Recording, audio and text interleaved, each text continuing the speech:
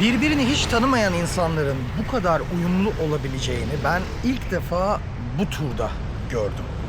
4 gün boyunca Brunei gezimde bir Vietnamlı turla beraberdim. People who wear yellow t-shirts in the same travel company. Sarı gömlekliler bizim şirketin, yani bizim tur şirketinin bekleyenleriymiş arkadaşlar. Yani böyle bekliyoruz, enteresan. Sanırım önce bütün tur toplanacak. Ne iş bunlar ya? Çoğu aileydi. Farklı yaşlardan insanlar, aileler, çocuklar, anne babalar, büyükler. Birbirlerini hiç tanımıyorlardı ama dışarıdan bakınca birlikte seyahat ediyorlarmış gibiydiler. Bu arada ben de hayatımda ilk kez bir tura katıldım. Our guide. Hello. How are you? You are crew of Karim program, right? That's your name, right? Yes, this is my name. Thank you very much. Thank you. Dạ chị Hảo đúng không? Cho chị cho em xét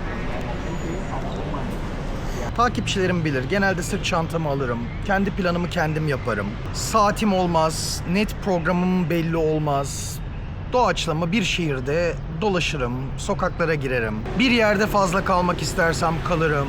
Normalde herkesin 2-3 günlük gezdiği şehri ben 1 hafta, 2 hafta kalabilirim. Sıkılırsam devam ederim.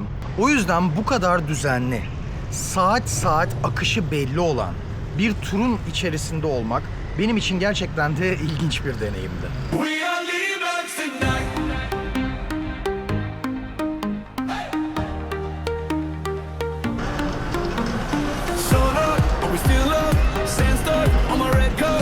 Bazen düşünüyorum da benim kaderim doğduğumdan beri her kültürde o kültürün dışında kalmak.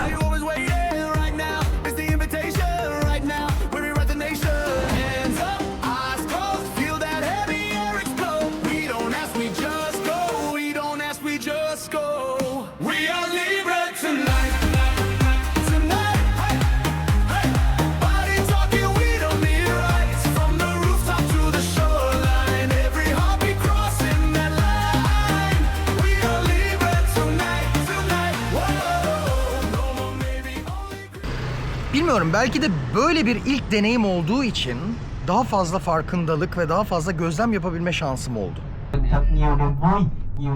Otobüste rehber konuşurken herkes gerçekten dinliyordu. Rehber gençti, enerjikti ve gerçekten çok konuşuyordu.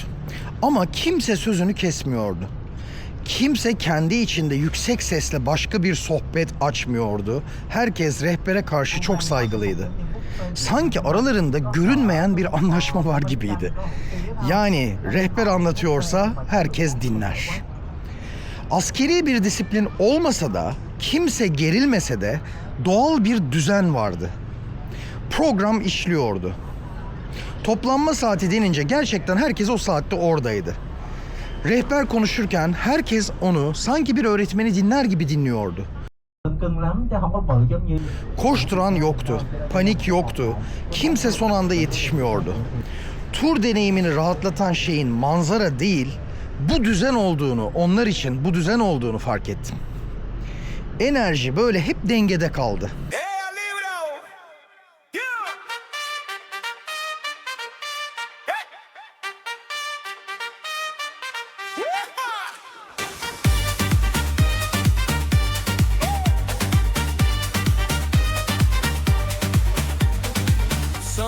But we still up, stand stuck on my red cup, passport in my back pocket, one life on my overstock. Yeah, you say, why you always chasing? I say, why you always waiting? Right now is the invitation. Right now we rewrite the nation. Hands up, eyes closed, feel that heavy air explode. We don't ask, we just go. We don't ask, we just go. Arkadaşlar, ben turdan birazcık kurtuldum.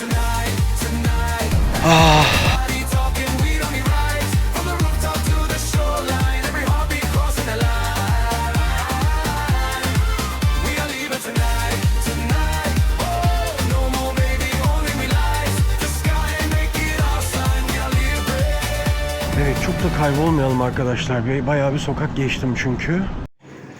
Arkadaşlar şöyle bakın, göstereyim. Bu bize ayrılan masa. Yemek masasında bunu çok daha net gördüm. Ortada dönen masa. Buna Lazy Susan diyorlar. Bu masa sandığımızdan çok daha fazla şey anlatıyor.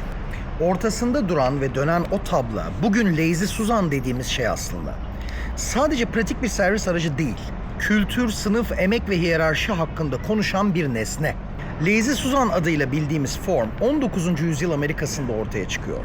Yazılı kayıtlar, kataloglar ve reklamlar bunu gösteriyor. Hatta bazı anlatılarda Thomas Jefferson'ın evinde dönen masada olduğundan bahsediliyor. Özellikle Amerika'da, kuzeyde kölelik yasaklandıktan sonra siyahların ev hizmetçiliğinin sayısı azaldığında, tamamen bitmiyor ama sayısı azaldığında bu döner servis mekanizmaları kullanılıyor.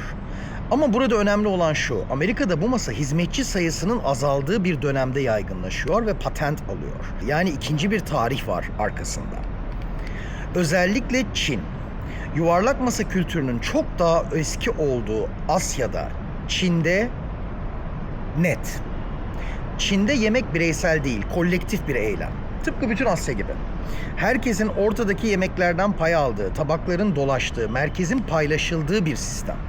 Bazı tarihçiler Ming ve Qing dönemlerinde dönen servis tepsilerine benzetildiğinden bahsediliyor. Ama şunu biliyoruz, yuvarlak masa ve ortak merkez fikri Asya kültürüne ait. Ortada dönen bir masa, herkes aynı tabaktan alıyor ama garip bir koreografi var. Kimse acele etmiyor, kimse tabağı kapmıyor. Bir tabak bitince biri hemen yenisini söylüyor. Çocuklar bile beklemeyi biliyor. Bir kişi o yuvarlağın, o Lazy Susan dedikleri masanın yuvarlağının kendi önüne çektiğinde diğer insanlar onu bekliyor. Yüksek ses yok, kaos yok ama soğukluk da yok. Paylaşım var, düzen var ve insanların birbirlerinin hakkına dikkati var. Önce büyüklerin alması, sıranın doğal şekilde oluşması, kimsenin diğerinin alanına girmemesi.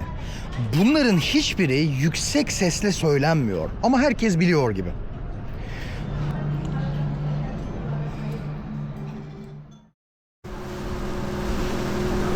Bakın bu mahalle, daha doğrusu köy, komple suyun üstünde yaşıyormuş.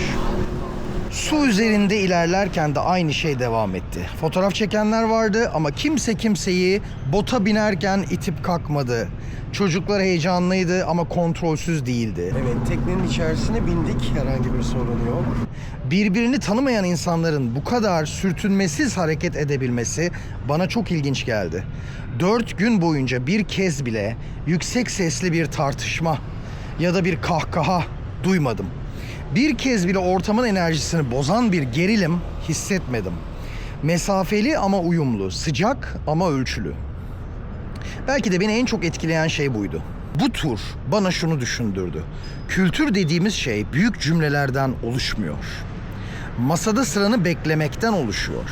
Birini dinlerken sözünü kesmemekten oluşuyor. Birlikte hareket edebilmekten oluşuyor. Biz genelde kültürleri yemekle, müzikle, sembollerle anlatıyoruz. Ama asıl fark gündelik davranışlarda ortaya çıkıyor. Ve ilginç olan şu, bu farkları görmek insanı uzaklaştırmıyor, tam tersine yaklaştırıyor. Çünkü şunu fark ediyorsun, düzen başka olabilir, alışkanlık başka olabilir ama saygı evrensel. Benim için seyahatin en güzel taraflarından biri bir yerlere gitmek değil, buna zaten fazlasıyla alışığım. Fakat insanların davranışlarını, seyahat sırasında insanların davranışlarını görmek, buna şahit olmak, bunlar üzerine düşünmek oldu. Ve bu 4 gün boyunca evet bir rota takip ettik. Bir rotayı sürekli olarak belirlenmiş bir rotanın izini sürdük. Ama açıkçası ben sadece rotanın izini sürmedim.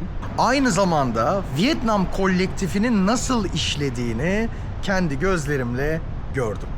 Sonuç olarak özetlersem benim bu turda gözlemlediğim en önemli unsur rehberlik kültürünün Vietnam'da oldukça farklı olması, rehberin otobüste sürekli olarak konuşması, durmadan konuşması, aynı zamanda rehberin inanılmaz derecede takip edilmesi, herkesin bir uyum içerisinde sanki bir anlaşma varmışçasına, anlaşmaya varmışçasına uyum içerisinde olması. Şöyle bir düşünüyorum.